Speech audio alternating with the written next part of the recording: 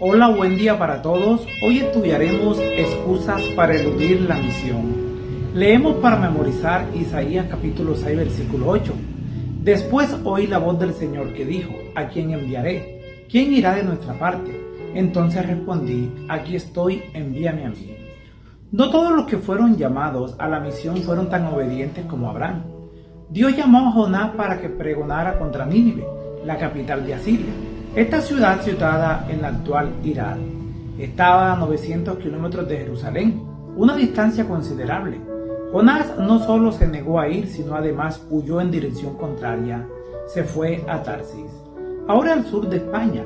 Navegar los 3.200 kilómetros del viaje le habría llevado al menos un mes. Dependieron del tiempo.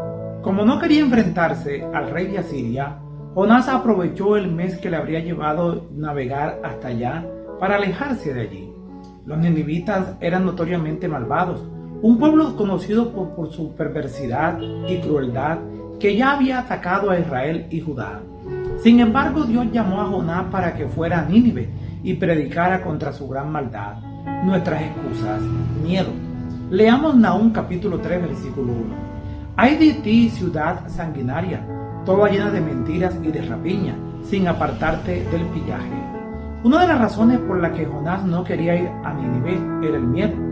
Los asirios eran un enemigo temible, y Nínive era la capital del reino.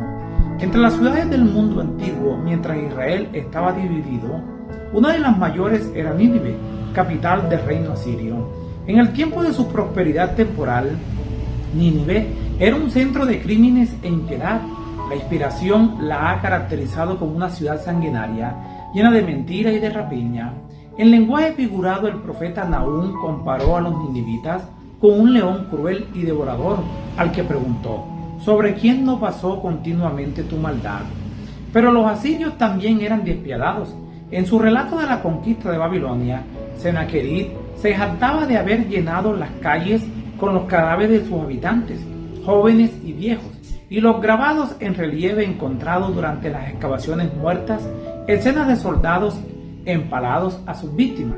No era gente con la que uno quisiera cruzarse, no eran reacios a emplear la violencia, y eran particularmente crueles con aquellos que no les caían bien. Por cierto, con solo pensar que debía caminar entre las masas de gente de Nínive, Jonás debió de haber temblado de miedo. A pesar de todo esto, a menudo leemos la historia de Jonás con desaprobación, porque él permitió que el miedo se interpusiera entre el cumplimiento de las instrucciones de Dios. De lo que no nos damos cuenta es que nosotros podemos hacer lo mismo, es decir, dejarnos controlar por nuestros miedos, en lugar de ser guiados por Dios. Nuestras excusas, conceptos falsos. Cuando llegó la tormenta, Jonás asumió su culpa. Su actitud revela algo con respecto al tipo de cosmovisión y al concepto de Dios o dioses que muchos tenían en ese entonces. Si bien creían que había varios dioses que gobernaban en sus diversas tierras, el mar se consideraba el reino caótico de los demonios. En la cosmovisión de los marineros, se requería un sacrificio para apaciguar su ira.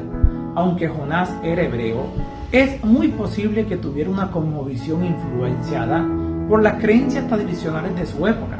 Jonás capítulo 2, versículo 1 al 3 dice: entonces oró Jonás a Jehová su Dios desde el vientre del pez, y dijo: invoqué en mi angustia a Jehová, y él me oyó. Desde el seno del Seol clamé, y mi voz oíste. Me echaste a profundo en el medio de los mares, y me rodeó la corriente. Todas tus ondas y tus olas pasaron sobre mí. Aunque Jonás huía del territorio donde el pueblo afirmaba que Jehová era su Dios, aprendió por las malas que incluso cuando viajara a culturas extranjeras, Jehová continuaba siendo soberano.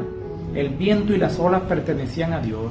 Los seres marinos también del Señor es la tierra y su plenitud, tal como lo dice Salmo 24:1. El corazón de Jonás se volvió hacia el soberano de la tierra y el mar, y por lo tanto confesó y fue salvo. Nosotros también podemos tener conceptos errados acerca de Dios y de lo que Él espera de nosotros. Un malentendido común es que Dios desea que nos enfoquemos en nuestra propia salvación y nos alejemos de la maldad del mundo que nos rodea. Aunque se nos instruye que nos mantengamos sin mancha de este mundo, Nuestro énfasis debe estar en cómo podemos llevar las bendiciones y la esperanza de Dios a los que la necesitan. Otro malentendido que nos impide aceptar el llamado de Dios a la misión es creer que el éxito depende de nosotros mismos. Nosotros no podemos salvar a un alma, así como Jonás tampoco podía salvar a Nínive. Podemos asumir una mentalidad de salvador con respecto a la misión. Nuestro llamado no es obrar la salvación, sino a cooperar con Dios en su obra salvífica. Damos testimonio al alabar a Dios por las formas específicas en que nos está transformando, pero solo Dios puede atraer a las personas hacia Él. Podemos plantear semillas de verdad, pero solo Dios puede convertir el corazón. A menudo confundimos nuestro rol con el de Dios, lo que es suficiente para que alguien encuentre una excusa para no testificar. Si Dios usó a Jonás, pero solo Dios, no Jonás, transformó a Nínive, ganar almas es difícil, demasiado difícil para que los seres humanos lo hagan solos. La presencia de Dios lo hará, traerá alma a sus pies. Nuestras excusas, la inconveniencia. La experiencia de Jonás en el vientre del gran pez fue una dramática muestra del amor y la misericordia de Dios, y la oración de Jonás revela que no llegaba a captar el mensaje de amor de Dios, pero el hecho de que hubiera tenido un encuentro increíble con Dios no significaba que sus antiguos hábitos de pensamiento o sus actitudes fuesen fáciles de cambiar. Aunque fue a Nínive de todos modos, leamos Jonás capítulo 3 versículos 2 y 3. Levántate y ve a Nínive, aquella gran ciudad, y proclama en ella el mensaje que yo te diré. Y se levantó Jonás y fue a Nínive, conforme a la palabra de Jehová. Y era Nínive ciudad grande en extremo, de 3 días de camino. Jonás dejó de lado sus sentimientos personales hacia los ninivitas. Predicó lo que Dios le comunicó y los resultados fueron asombrosos. Los ninivitas se arrepintieron. Si Jonás tuvo que pasar por muchas cosas, hacer lo que no quería hacer, pero cuando lo hizo, Dios fue glorificado. Por ende, la misión de Dios se lleva adelante sobre los hombros de quienes están dispuestos a sacrificarse, aunque sea a regañadientes. Nuestros valores deben ceder el paso a la prioridad de Dios por los perdidos. Como Jonás, a veces albergamos prejuicios que nos impiden acercarnos a una persona o a un grupo. Tener que enfrentarnos a nuestros prejuicios requiere humildad. La misión también requiere tiempo y energía emocional. Invertir en la vida de los demás y preocuparnos verdaderamente por ellos puede ser agotador. La obra misionera en cualquiera de sus formas exige sacrificio. Lo bueno es que a pesar de las diferencias de Jonás, Dios obró poderosamente para que los ninivitas se arrepintieran. Lamentablemente, Jonás no compartió la bendición del gozo celestial. Nuestras excusas, confrontaciones incómodas. Señor, ¿no es esto lo que yo pensé cuando estaba aún en mi tierra?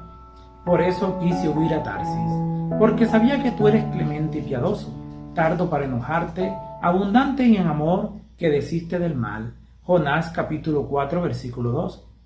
Qué hermosa oración la de Jonás. Jonás sentía un odio tan profundo por el pueblo al que Dios lo había enviado, que pensó que era mejor morir que quedar mal cuando se revelara el fracaso de su predicación.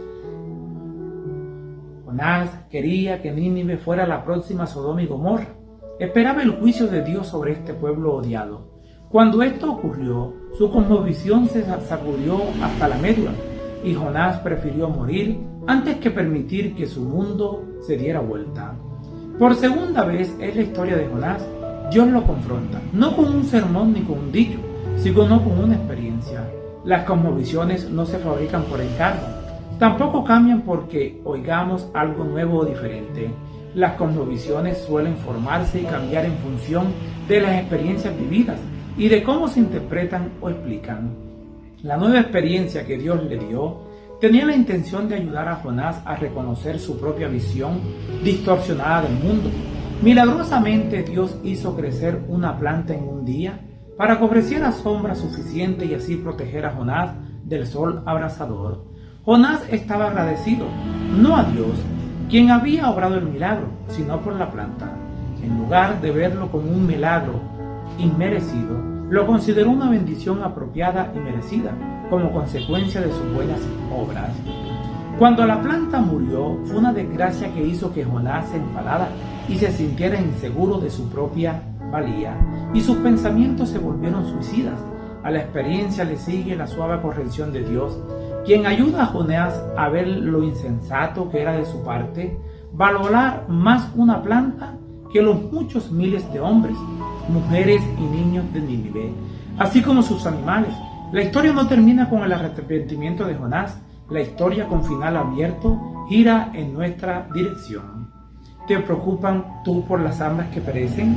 Aquí estoy, envíame a mí. La historia de Jonás es más que sorprendente. El hecho de que Dios no pudiera salvar a los ninivitas, a pesar del pobre testimonio de Jonás, es un duro recordatorio de que nuestro papel no es más que ser canales de Dios. Es el único que puede convencer y convertir el corazón. Es un recordatorio de que Dios únicamente busca mensajeros dispuestos y humildes que sigan sus instrucciones. Leamos Isaías capítulo 6, versículo 1 y 2. El Espíritu de Jehová el Señor está sobre mí, porque me ungió Jehová, me ha enviado a predicar buenas nuevas a los abatidos, a vendar a los quebrantados de corazón, a publicar libertad a los cautivos y a los presos apertura de la cárcel, a proclamar el año de la buena voluntad de Jehová y el día de venganza del Dios nuestro, a consolar a todos los enlutados. El llamado está allí. Dios busca voluntarios dispuestos. Debemos responder a este llamado sometiéndonos a su liderazgo, escuchando su voz y decidiendo obedecer lo que nos diga. La historia de Jonás también revela el amor de Dios por las personas que viven donde no se percibe su amor y no se escucha su voz. Así como Dios se apiadó de Nínive, también se apiada de los millones de habitantes de las ciudades de hoy, donde los edificios sustituyen a los árboles y las flores, y el ruido constante hace difícil estar tranquilo y escuchar. Dios dijo de Nínive: no disciernen entre la mano derecha y su mano izquierda. Dios necesita mensajeros dispuestos a llevar su mensaje de esperanza a quienes estén abrumados por el ajetreo y la fealdad de la vida. Isaías oyó una voz que decía: ¿quién irá? ¿Cuál será tu respuesta?